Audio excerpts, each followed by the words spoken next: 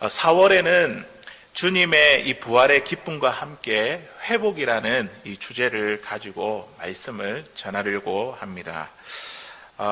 코로나19 이 팬데믹 장기화로 인한 피로감, 또 백신을 접종하고 있지만 여전히 줄어들지 아니하는 이 확산, 그리고 사망의 소식, 변이 바이러스의 확산, 또 최근에 일어난 아시안 증오 범죄, 총기 난사 등 끊임없이 우리 주위에 이런 사회적인 이슈가 생기고 있습니다. 최근에는요, 이 평등법이라는 것이 이 하원에서 통과가 되어서 우리 그리스도인들의 신앙에 아주 심각한 위협을 받고 있습니다. 평등이라는 아주 듣기 좋은 그 이름을 하고 있지만 이것은요, 반생명, 반신앙, 그리고 반가족, 이것을 의무화하는 법안입니다. 이 포괄적인 동성애 인권 법안이라고 할 수 있습니다. 앞으로 저와 여러분이 또 우리 자녀의 세대들이 참 신앙을 지키기가 더 어려운 시대를 살아갈 것 같습니다. 하지만 이렇게 어렵고 암울한 이런 시기 가운데서도 하나님은 여전히 저와 여러분들을 위해서 일하고 계십니다. 하나님의 은혜가 여전히 우리 가운데 흐르고 있습니다. 고난과 고통의 시간은 우리의 믿음의 뿌리를 더 깊고 견고하게 내리는 시간입니다. 모든 길이 다 닫혀 실패한 것 같지만 하나님께서 또 새로운 길을 열어주시죠. 새로운 길로 인도함을 받기 위해 준비되는 시간입니다. 하나님이 마치 침묵하는 것 같지만 이 침묵 속에서도요, 하나님께서 우리의 회복을 위해서 지금도 일하고 계십니다. 오늘 백부장이 예수님께 보여준 이 믿음요, 이 믿음을 통해서 어렵고 힘든 이 시대를 살아가는 우리 그리스도인들에게 회복될 그 믿음이 무엇인지, 참 믿음의 회복이라는 제목을 가지고 오늘 말씀의 은혜를 함께 나누기를 원합니다. 첫 번째로 우리가 회복되어야 할 그 참 믿음은 바로 간구하는 믿음입니다. 오늘 본문의 5절에 있는 말씀이죠. 우리 같이 한번 읽어보도록 하겠습니다. 시작. 예수께서 가버나움에 들어가시니 한 백부장이 나와 간구하여. 아멘. 예수님께서 갈릴리 가버나움에 들어가셨습니다. 그때 로마의 한 백부장이 예수님 앞에 나와 간구했습니다. 여기서 간구하다는 이 말은요, 애원하다, 탄원하다, 그리고 간청하다, 이런 뜻을 가지고 있습니다. 자신의 요청을 들어달라고 애처롭게 사정하며 부탁하는 것입니다. 자신의 사정을 하소연하여 도와주기를 간절히 부탁하는 것, 이게 간구하는 것입니다.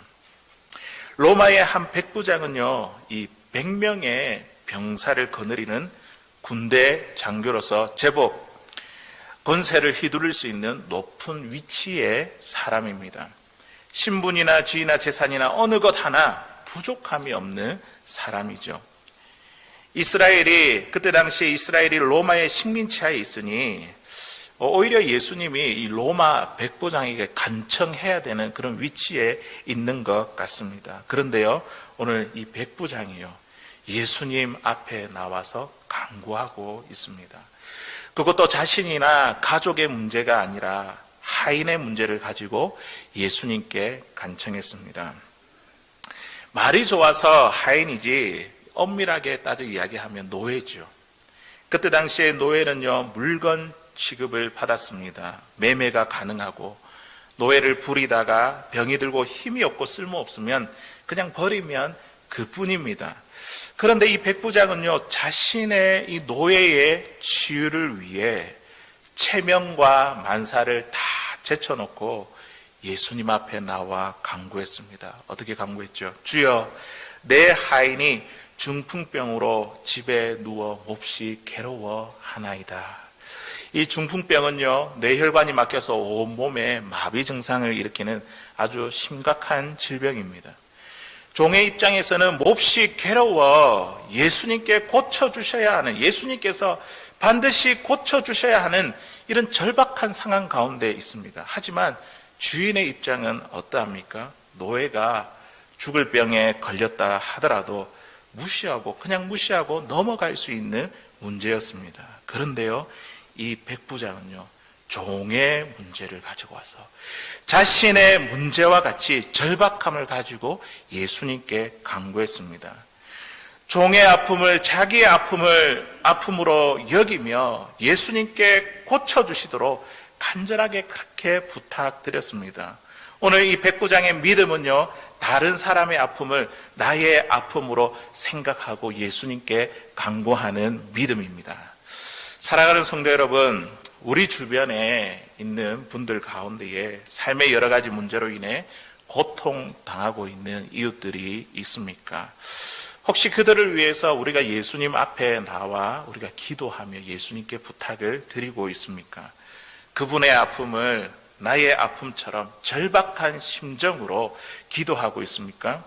오늘 이 백부장이 보여준 이 믿음, 이 백부장은요, 병든 종의 어려움을 마치 자신의 어려움처럼, 자신의 문제처럼 절박한 마음으로 예수님께 간구했습니다.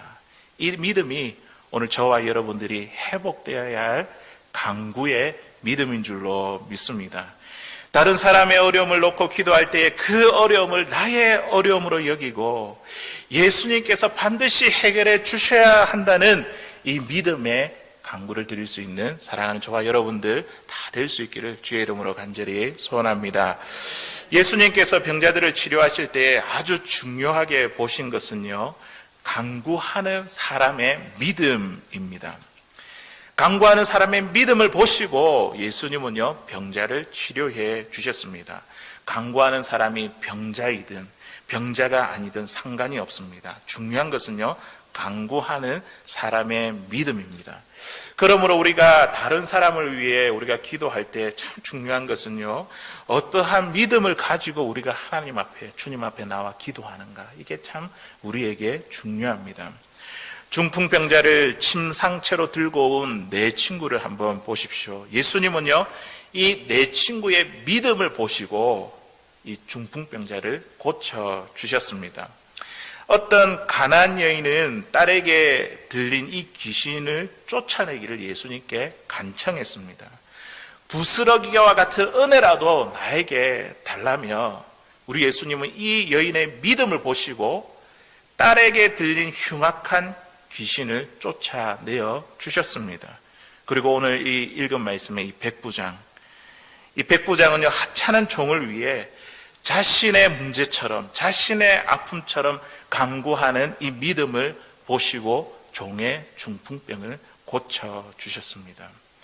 우리가 어려움과 아픔을 당하는 사람을 위해 기도할 때 기도하는 우리의 믿음을 보시고 예수님은 치유와 회복을 허락해 주십니다. 우리 야고보서 5장 15절에서 16절까지 있는 말씀입니다. 우리 같이 한번 읽어보겠습니다. 시작. 믿음의 기도는 병든 자를 구원하리니 주께서 그를 일으키시리라. 혹시 죄를 범하였을지라도 사심을 받으리라. 그러므로 너희 죄를 서로 고백하며 병 낫기를 위하여 서로 기도하라. 의인의 간구는 역사하는 힘이 큼이니라. 아멘. 두 가지 기도가 나오죠. 믿음의 기도, 그리고 의인의 간구, 이 두 가지가 나옵니다. 믿음의 기도는 병든 자를 구원합니다. 믿음의 기도는요, 주께서 그를 일으켜 세워 주십니다. 또 의인의 간구는요, 뭐라고요? 간구하는, 의인의 간구는 역사하는 힘이 큼이라. 그러므로 기도하는 자의 믿음이 얼마나 중요한지 모릅니다. 우리가 회복되어야 할 이 믿음은요, 우리가 다른 사람을 위해서 기도할 때 그 사람의 어려움을 나의 어려움으로 여겨서 간절히 기도하는 믿음, 이것이 우리에게 회복되어야 할 믿음인 줄로 믿습니다. 열왕기하 4장에 보면 엘리사가 갑작스럽게 사망한 이 수넴 여인의 아들을 위해 기도하는 장면이 나옵니다. 엘리사는요, 침상에 누워있는 이 죽은 아들 위에 올라 자기의 입을 이 아들의 입술에 대고 또 자기의 눈을 이 죽은 아들의 눈에 대고 또 엘리사의 손을 죽은 이 아들의 손에 대며 그의 몸에 엎드렸습니다. 그렇게 기도 드린 후에 아들의 몸이 차차 따뜻해졌습니다. 죽은 사람의 몸에 어떻게 엎드릴 수 있습니까? 자기 입술을 죽은 사람의 입술에 어떻게 댈 수 있습니까?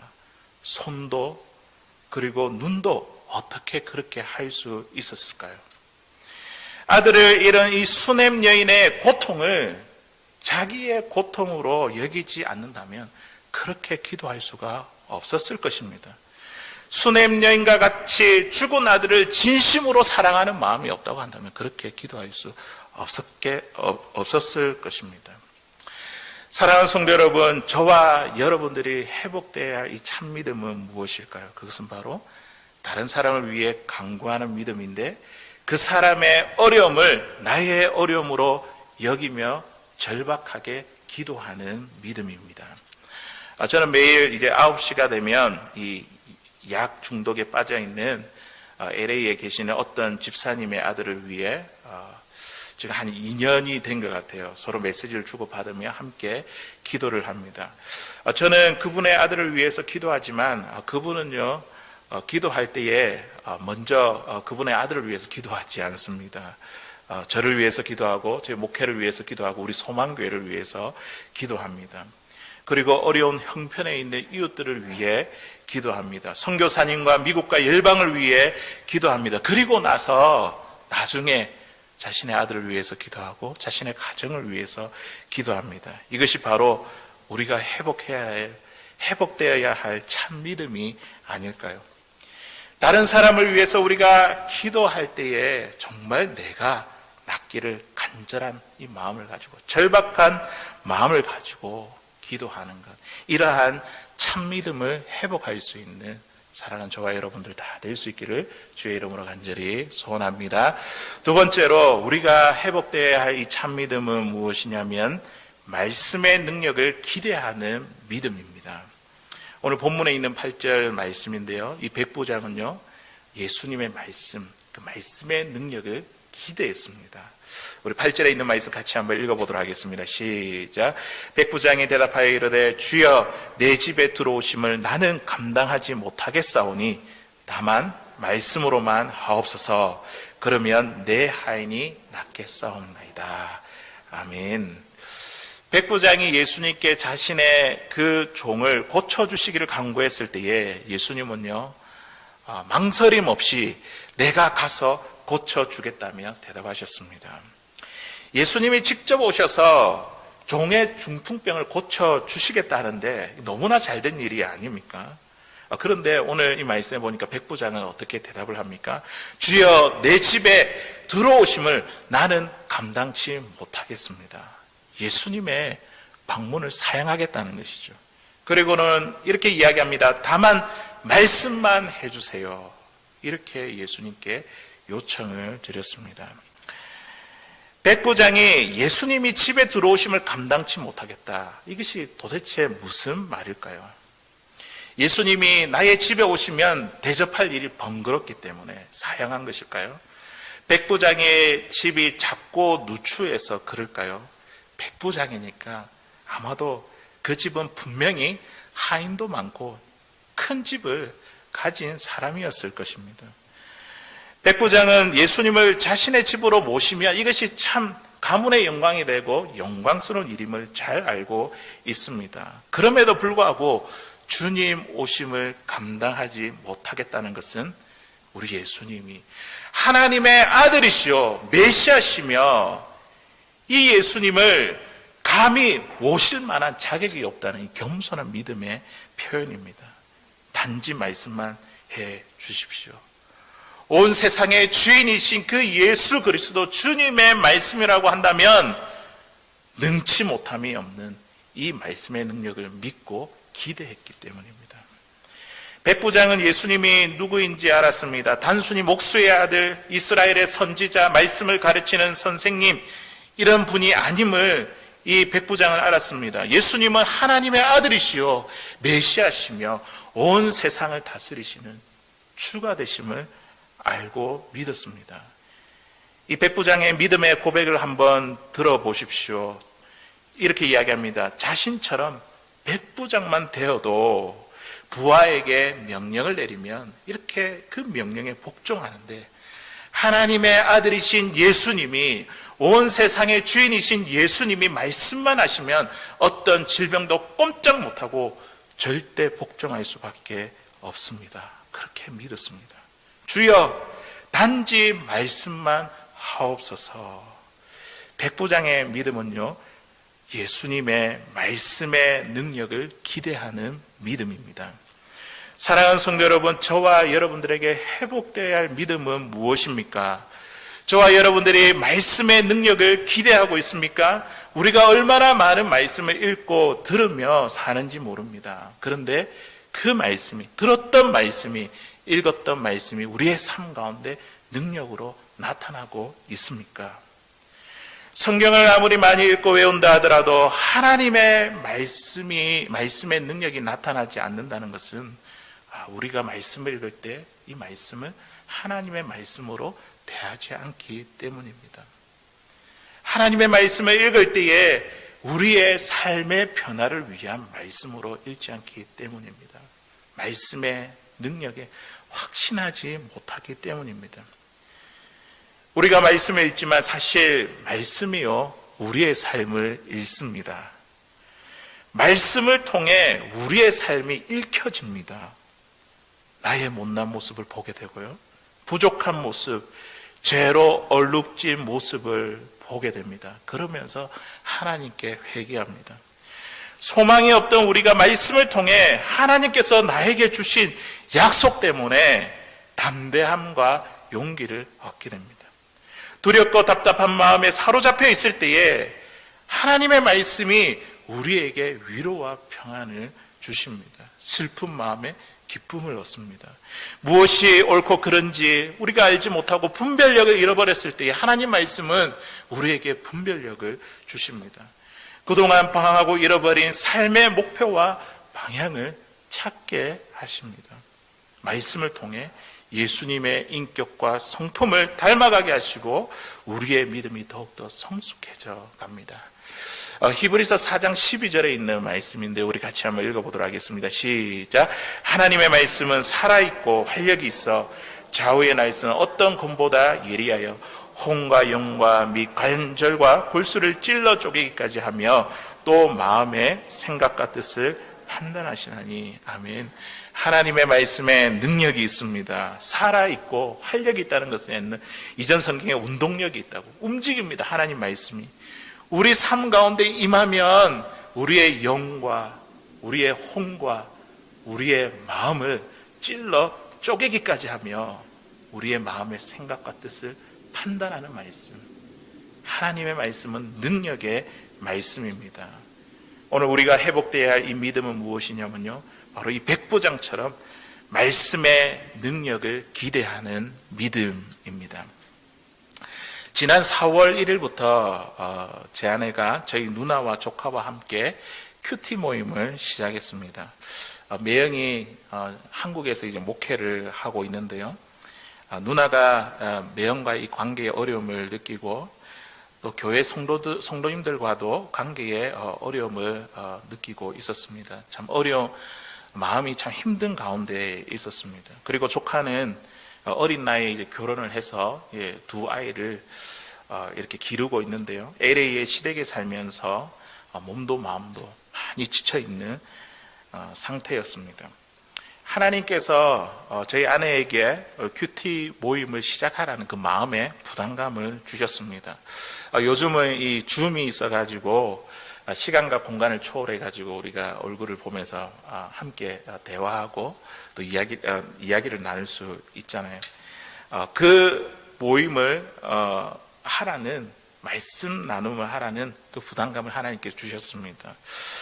제 아내로부터 저희 누나와 조카가 큐티 모임을 시작하겠다 이 이야기를 들으면서 저는 과연 가능할까, 부정적인 생각이 먼저 저에게 들어왔습니다. 시누이와 시누이의 딸, 참 쉽지 않은 관계인데 시간도 틀리고 조카네 아기 둘을 돌봐야 되는데 이 모임이 가능할까? 몇 번 하다가 힘들어서 이제 그만두겠지. 이렇게 저는 생각했습니다. 그런데 말씀 묵상하는 첫날부터 기가 막힌 일이 벌어졌습니다. 저희 누나가 이제 생명의상 큐티책을 사기 위해서 서점에 갔는데 큐티책을 사러 갔다가 외제차와 접촉사고가 일어났습니다. 매형에게 난리가 났죠. 고정을 들었습니다. 누나의 그 마음 가운데 내가 말씀으로 살아보려고 하는데 하나님 왜 저에게 이러한 어려움을 주십니까?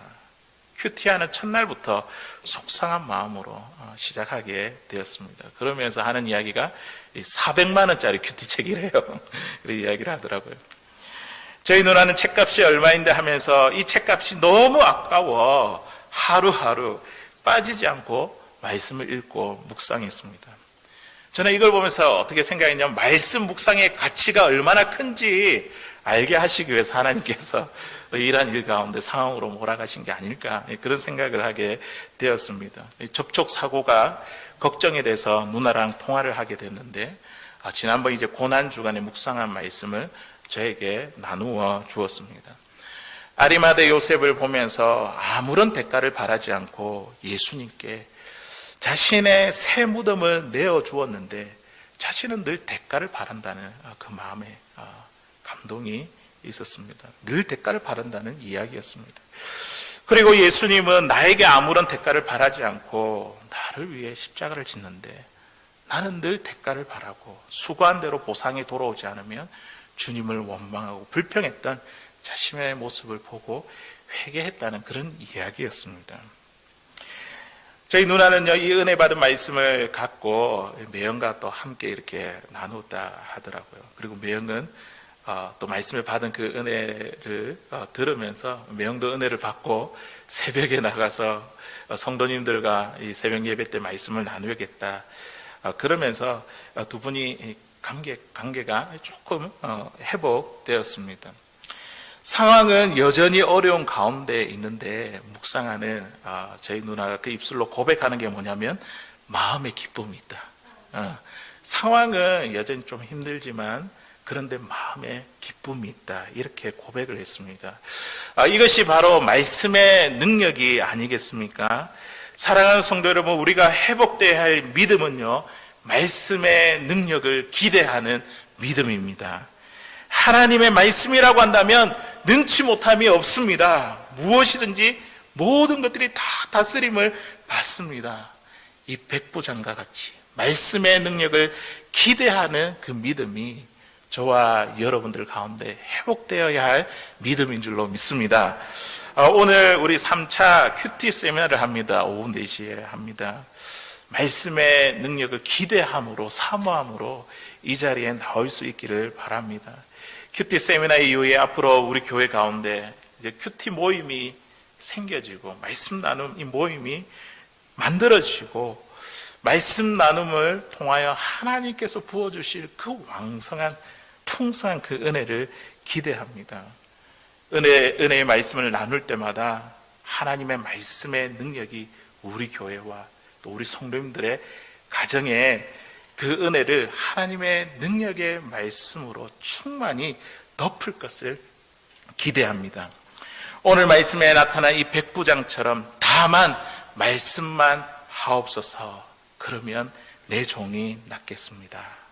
이런 말씀의 능력을 기대하는 이 믿음을 회복하는 우리 사랑하는 성도님들 다 될 수 있기를 주의 이름으로 간절히 소원합니다. 이제 마지막으로 우리가 회복돼야 할 이 회복돼야 할 이 믿음은 무엇이냐면 보이는 믿음입니다. 오늘 본문 10절에 있는 말씀인데요. 우리 같이 한번 읽어보도록 하겠습니다. 시작.